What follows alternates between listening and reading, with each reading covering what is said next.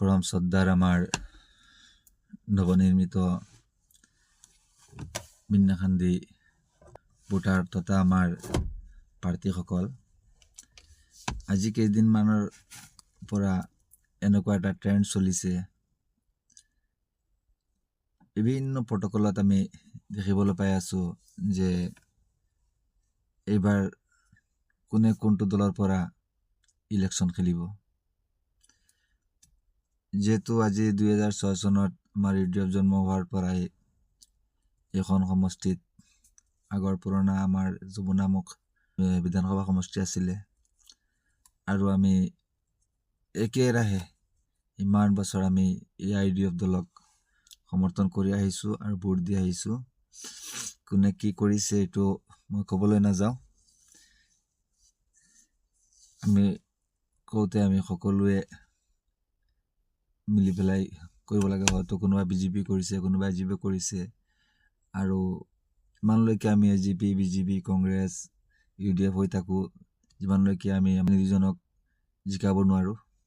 যেতিয়া এজন প্ৰতিনিধি জিকি যায়, আমি তেখেতৰ মানুহ হৈ যাওঁ, কাৰণ তেখেতে তেতিয়া বিজেপিৰ মানুহ, এজিপিৰ মানুহ আৰু কংগ্ৰেছৰ মানুহ বুলি কাকো চিনাক্ত কৰিব নোৱাৰে আৰু কৰিব নিবিচাৰে।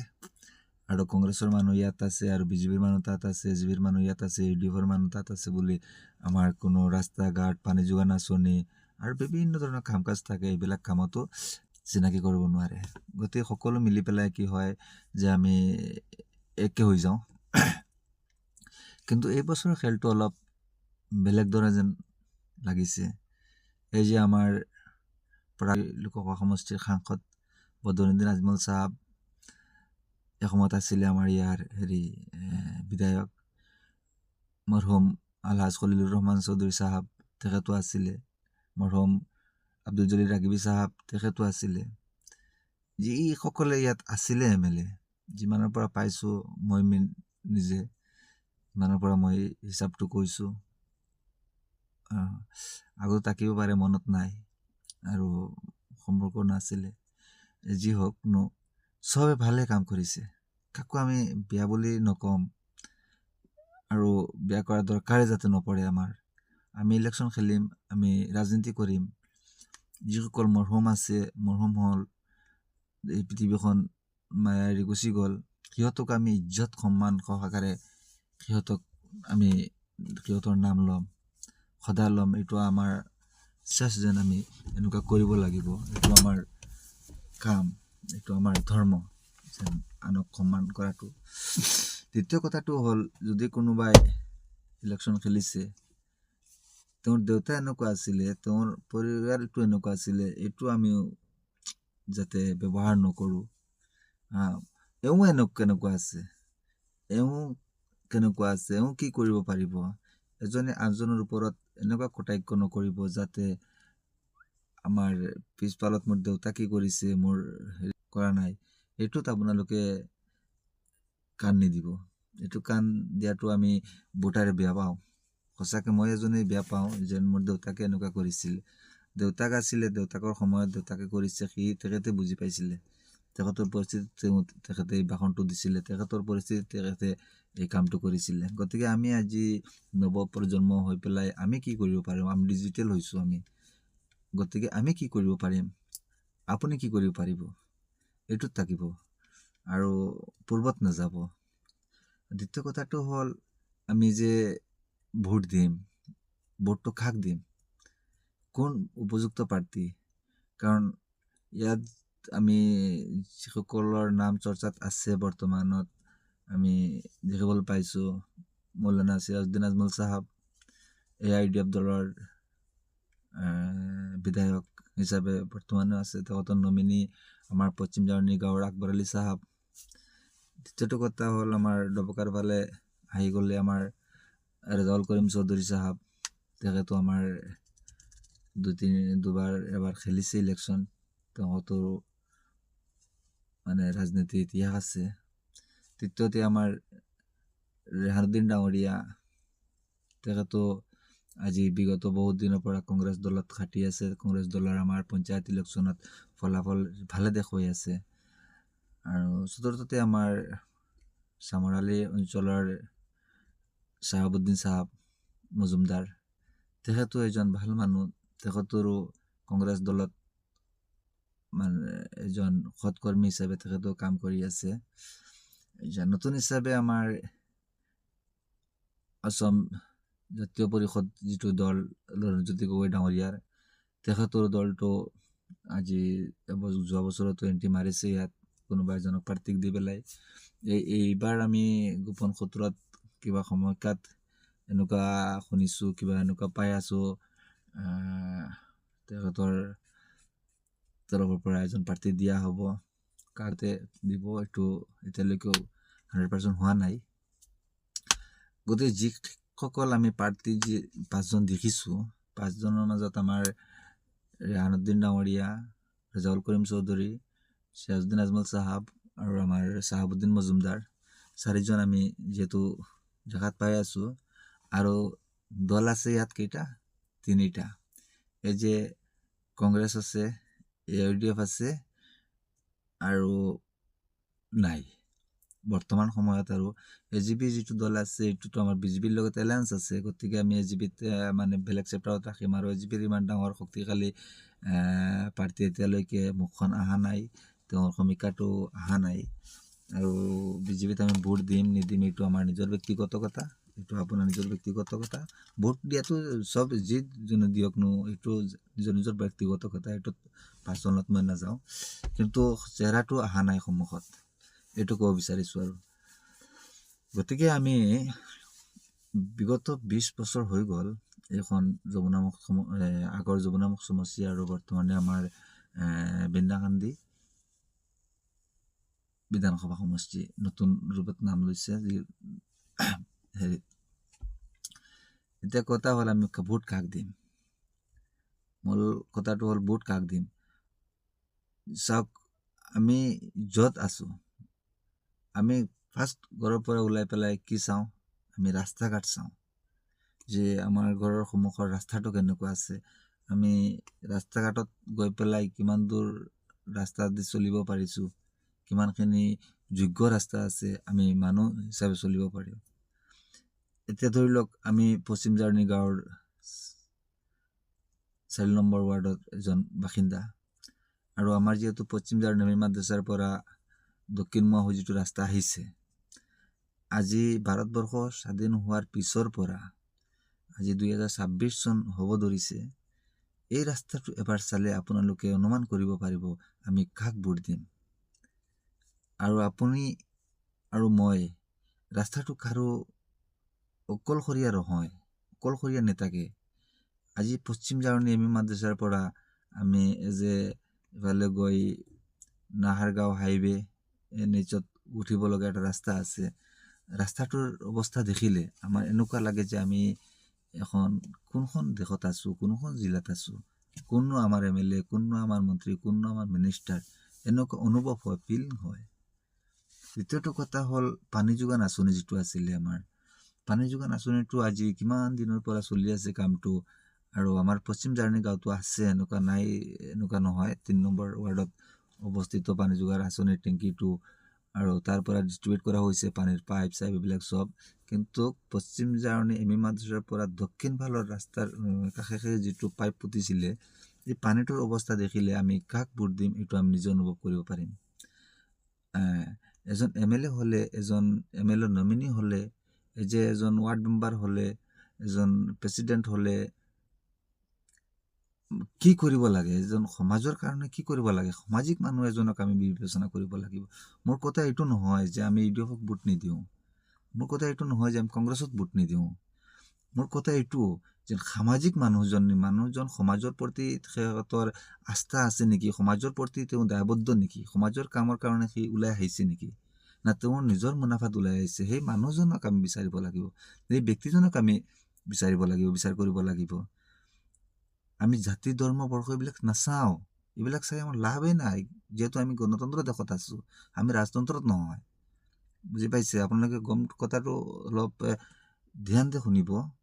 মোৰ কথা বতৰাটো ইমান স্পষ্ট নহ'ব পাৰে আৰু শুদ্ধ নহ'ব পাৰে, কিন্তু আজি চাওক MLA জন আছে কিহৰ?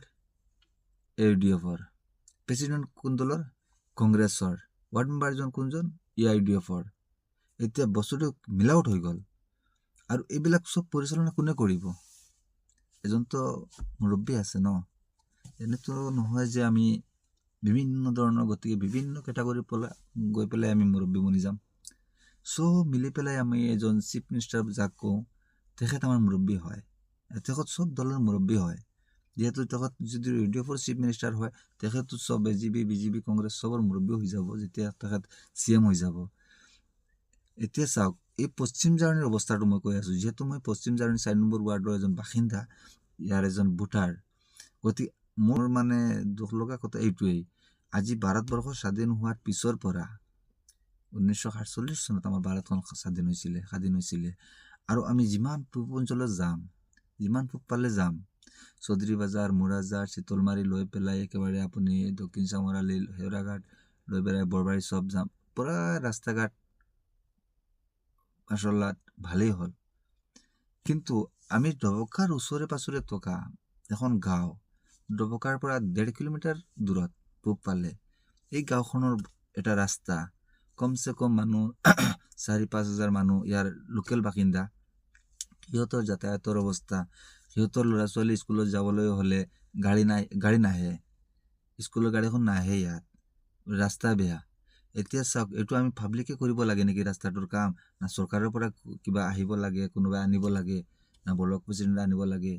যোৱা বছৰ আমাৰ ইয়াততো চব কংগ্ৰেছৰ আছিলে, সকলো কংগ্ৰেছৰ আছিলে, ৱাৰ্ড মেম্বাৰো আছিলে, কিবা কিবি বহুত আছে যে আমাৰ এই পঞ্চায়ত ইলেকশ্যনৰ ৰাজনীতি কৰা মানুহ চব আমাৰ একে গ্ৰুপৰ আছিলে। কিন্তু আমাৰ ৰাস্তাটো নহ'ল। এইটো আমাৰ দুখ হয়, এইটো আমাৰ বেদনা হয়। আমি কংগ্ৰেছক যে ভোট দিম, কেনেকৈ দিম কওকচোন? কেনেকৈ দিম? আজি ৰেহান ডাঙৰীয়া গড়ৰ পৰা 2 কিলোমিটাৰ দূৰত এই ৰাস্তাটো, বেছি নহয়, ৰেহান ডাঙৰীয়াৰ গড়ৰ পৰা 2 কিলোমিটাৰ দূৰত ৰাস্তাটো। তেখেতে ভালকৈ চিনি পায় ৰাস্তাটো।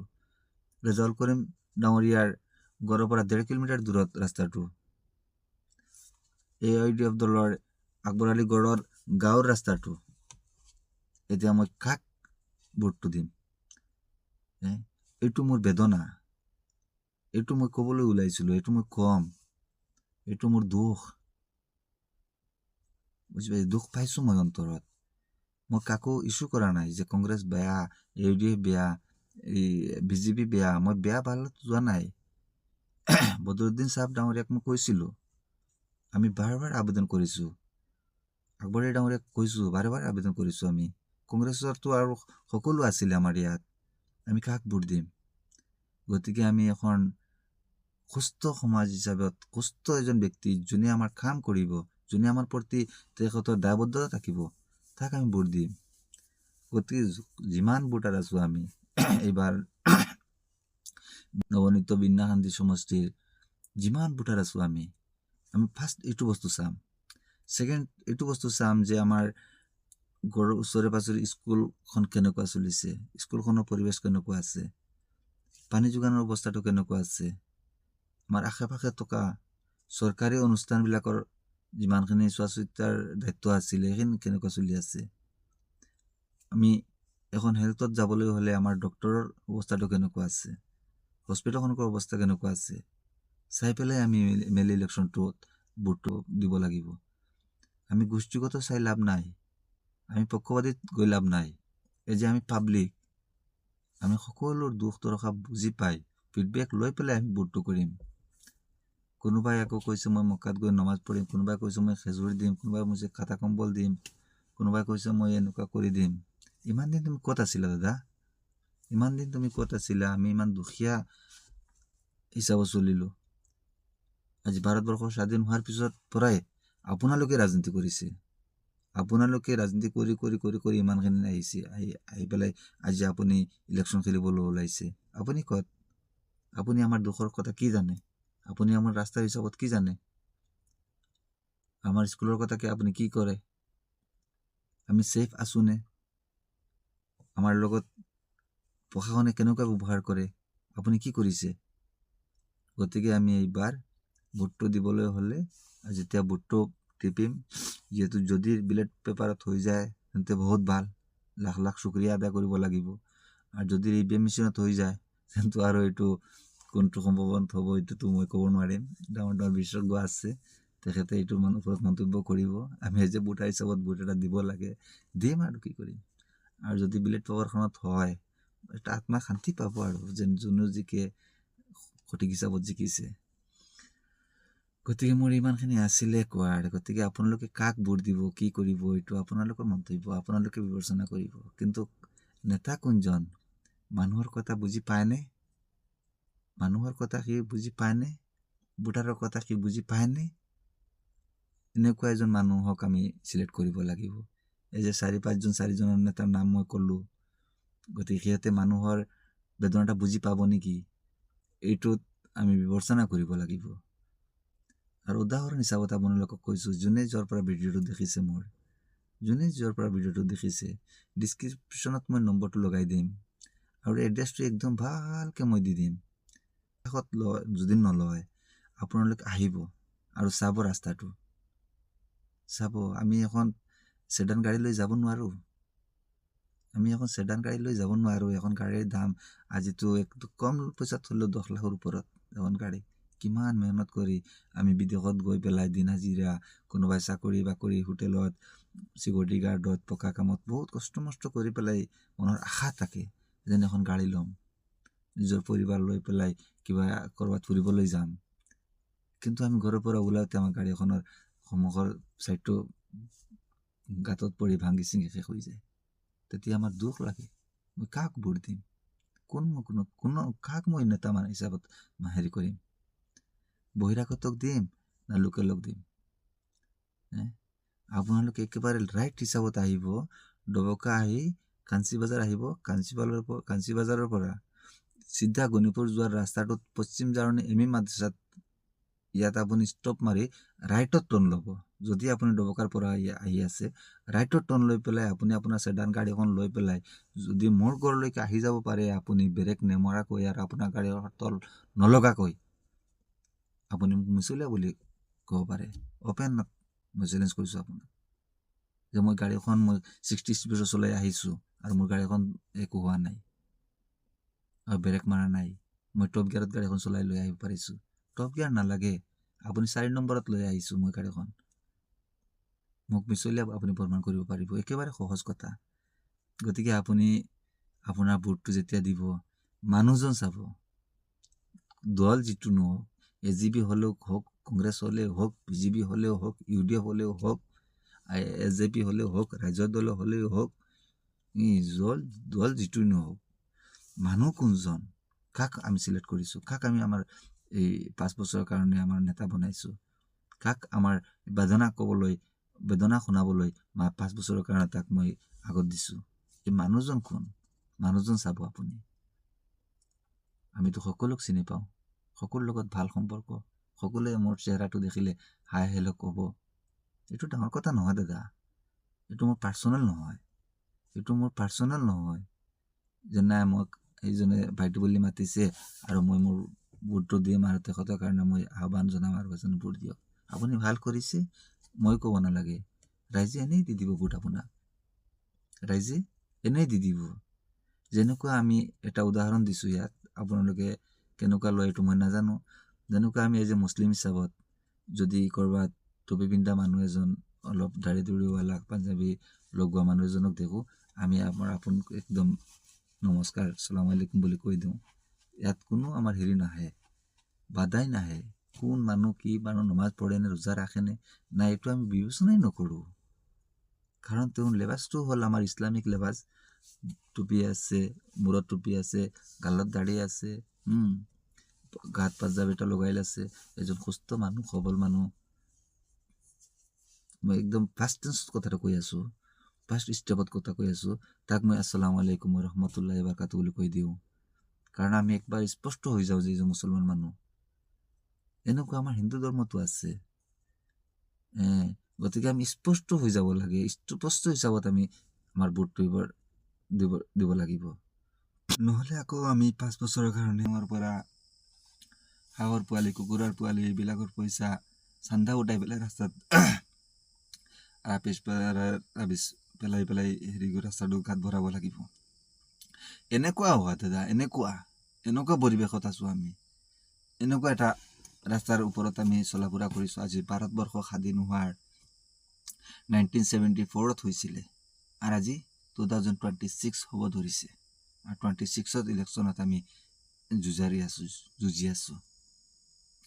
আমি এখন গাড়ীৰ জেগাত 3খন গাড়ী লৈ পেলাই দৌৰি আছোঁ। কিন্তু এইটো ৰাস্তাত আমি কাণেই দিয়া নাই। আপোনালোকে বুজি নাপায় যে এটা সৰু পিপেৰায়ো হাতীটোক জোকাব পাৰে,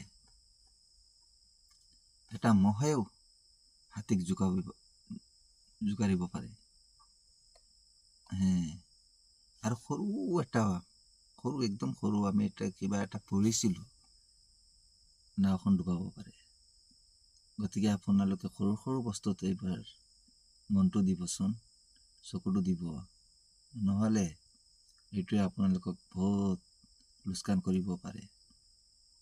আজি ডিজিটেল ইণ্ডিয়া, ডিজিটেল যুগ। ঘৰত বহি বহুত মানে বহুত কিবা কৰিব পাৰে, বুজি পাইছে? মনত যদি চাফ ৰাখে, ইলেকশ্যনক আপুনি আহক, আমি আমন্ত্ৰণ জনাম, আমি সম্বোধনা জনাম, আমি ৱেলকাম কৰিম।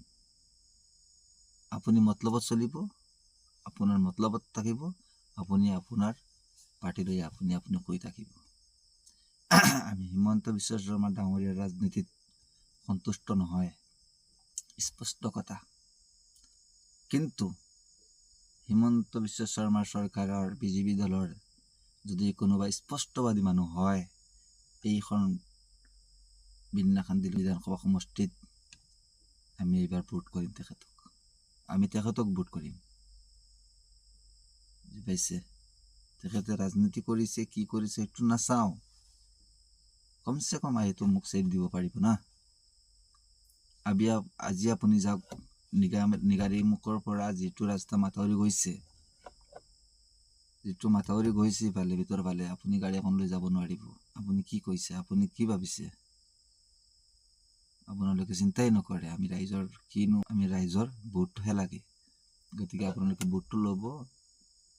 আপুনি টুনটুনিৰ বজাৰৰ পৰা আহিব, ভিতৰ ফালে যিটো দিগে চন্দানপুৰ আহি বিলৰ পাৰত লাগিছে, LP স্কুলত সন্মুখৰ ৰাস্তাৰে, এইটোত আপোনালোক আহিব, চাব ৰাস্তাটোৰ অৱস্থা কেনেকুৱা আছে। আপুনি নাহাৰগড়ৰ পৰা NHৰ পৰা ৰাস্তা যিটো আহি পেলাই আমাৰ পশ্চিম জাৰ্ণি মাজত লাগিছে, এইটোৰ ফালে আহিব, আপোনালোকে চাব ৰাস্তাটোৰ অৱস্থা। আপোনালোক যাব দিগদুৱাৰ পাৰে, পশ্চিম জাৰ্ণিৰ 4 নম্বৰ ৱাৰ্ডৰ এই খৰিকুৰিৰ পৰা যিটো ৰাস্তা দক্ষিণ ফালে গৈছে পেৰুদা হাউচলৈকে, ইফালে চদৰগাঁও ৰাস্তাত লাগিছে, এইটো চাব আপোনালোকে গৈ পেলাই। আপোনালোকে যমুনাবেলি গেছ এজেঞ্চিৰ পৰা যিটো পূবফালে ৰাস্তা গৈছে, গৈ পেলাই ৰহমানদা হাউচলৈকে গৈছে, ৰাস্তাটোত এবাৰ যাই গৈ পেলাই চাব। এইবিলাক আপোনাৰ ওচৰ চাপৰ ৰাস্তা, এইবিলাক বেলেগৰ নহয় দাদা, এইবিলাক বেলেগৰ নহয়। আপুনি এবাৰ গৈ পেলাই চেক কৰিব। আপোনাৰ অধীনত আছিলে 20টা বছৰ, আপোনাৰ অধীনত আছিলে 5টা বছৰ। আমি এনেই কোৱা নাই দাদা, এনেই কোৱা নাই, প্ৰমাণ সহকাৰে দেখুৱাই দিব পাৰিম। মই নিজে ইয়াৰ ভুক্তভোগী। মোৰ গাড়ীখনৰ বাম্পাৰটো লাগি ফাটিছে ইয়াত। যমুনাবেলি গেছ এজেঞ্চিৰ পূবফালে যিটো ৰাস্তা গৈছে, গৈ পেলাই ৰহমান হাউচ ইফালে ওলাইছে ৰাস্তাটোত, আপুনি এবাৰ যাব। মই আপোনাক কৈছোঁ, আপুনি আজি ইলেকশ্যন খেলিব, MLA হ'ব, সপোন দেখিছে, দেখক, MLA হওক, আপত্তি নাই, হ'ব পাৰে। আপুনি হয়তো আপোনাৰ মনখন সলনি হ'ব পাৰে, কিন্তু আপুনিতো যাব লাগিছিল। আপুনিও যে ওলাইছে, কি কৰিছে আপুনি ৰাইজৰ কাৰণে? আপুনিতো বহুত পইচা আছিলে, আপুনি কি কৰিছে? তেখেতৰ কথাত যে আপুনি ইমান হাঁহিছে, আপুনি কি কৰিছে? আপুনি যে ইমান দূৰত বহি বহি হাঁহি আছে, যেন সিহঁতক কৈছোঁ, আপুনি কি কৰিছে? আপোনাৰতো অধীনত আছিলে এইবিলাক চব কাম, আপুনিতো কৰিব লাগিছিলে। ইয়াৰ ভুক্তভোগী হয় আমি ভোটাৰসকল। ইয়াত আমি দুখ পাইছোঁ, বহুত বেয়াকৈ দুখ পাইছোঁ আমি। এনেকুৱা নহয় আমি দুখ পোৱা নাই, আমি দুখ পাইছোঁ। মই 4টা ৰাস্তাৰ কথা আপোনালোক দেখুৱাইছোঁ, 4টা, বেছি নহয়।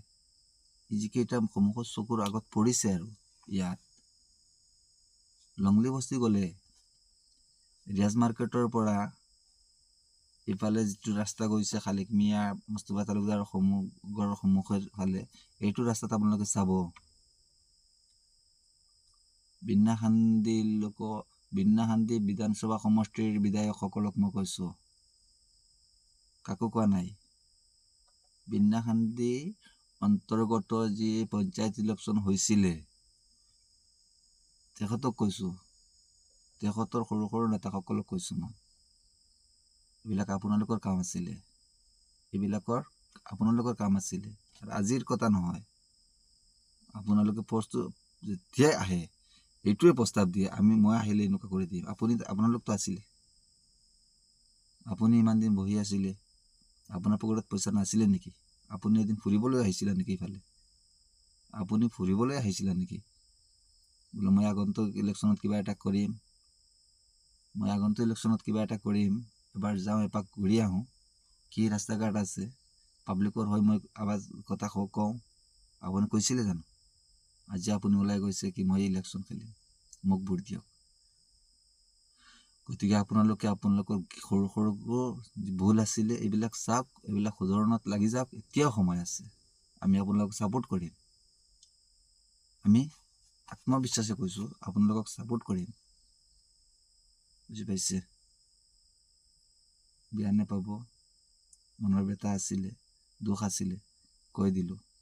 গতিকে যদি কিবা ভুল হয় আপোনালোক ক্ষমা কৰিব, কাৰণ আমি সৰু মানুহ, ডাঙৰ ডাঙৰ কথা কৈ দিলোঁ নেকি, আৰু কিনো ক'ম।